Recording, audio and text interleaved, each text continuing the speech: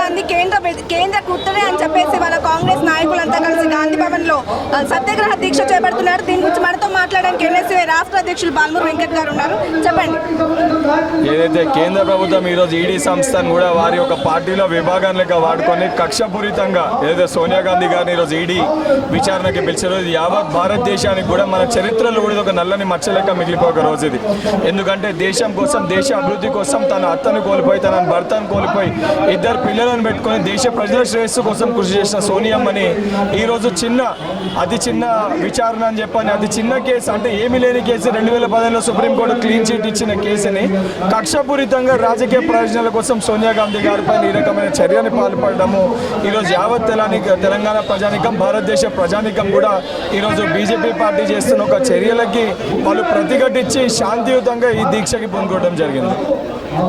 దీనికి సంబంధించి కేంద్రానికి కావచ్చు, బీజేపీ కావచ్చు, ఏం చెప్పాలనుకుంటున్నారు? ఇప్పుడు బీజేపీ పార్టీ నాయకులు కొంచెము వాళ్ళు చేసే పనులు ఇప్పటికన్నా ప్రజల సేవ కోసము, ప్రజలకు నిత్యావసర సరుకుల ధరలు ఏవైతే ధరలు పెరిగినాయో వాటిపైన ఏ విధంగా తగ్గించాలని దృష్టి పెట్టాలి. కానీ ప్రతిపక్ష గొంతుకలని, ప్రజల పక్షాలను ప్రశ్నించే నాయకులను ఈ రకంగా ఈడీ విచారణ పేరిట మీరు హింసించే ప్రయత్నం చేసినా, ఇబ్బంది పెట్టే ప్రయత్నం చేసినా భయపడే పార్టీ కాంగ్రెస్ పార్టీ కాదు.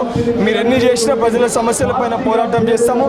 ఏదైతే భారత్ జోడో యాత్ర అయితే రాహుల్ గాంధీ గారు ప్రారంభించబోయే పాదయాత్ర ముమ్మాటికి ప్రతి ఒక్క యువకుడు, నిరుద్యోగులందరూ కూడా వారితో పాటు ఈ యొక్క పాదయాత్రలో పాల్గొని ఈ యొక్క కేంద్ర ప్రభుత్వ బీజేపీ పార్టీకి తగిన గుణపాఠం చెప్పి రానున్న రోజుల్లో బీజేపీ పార్టీ నాయకులకి బుద్ధి చెప్పి ఏదైతే నిజంగా మీకు ఈడీ విచారణ జరిపేది ఉంటే హేమంత్ బిశ్వా శర్మ మీ అస్సాం ముఖ్యమంత్రి, అనేక మంది బీజేపీ పార్టీ నాయకులు అదానీ, అంబానీలు ఏవైతే భారతదేశ సంపదని దోచుకుంటున్నారో వారి దగ్గరికి వెళ్ళి సొమ్ముని ఏ విధంగా తీసుకురావాలో తీసుకొచ్చే ప్రయత్నం చేయండి తప్ప ఇటువంటి చర్యలకు ఇప్పటికైనా మానుకోకపోతే ప్రజల తిరుగుబాటు మొదలవుతుంది. మీ పైన దాడులు కూడా జరుగుతాయి. తస్మాత్ జాగ్రత్త అని ఎన్ఎస్యూ పక్షాన ఈ యొక్క బీజేపీ ప్రభుత్వాన్ని హెచ్చరిస్తున్నాను.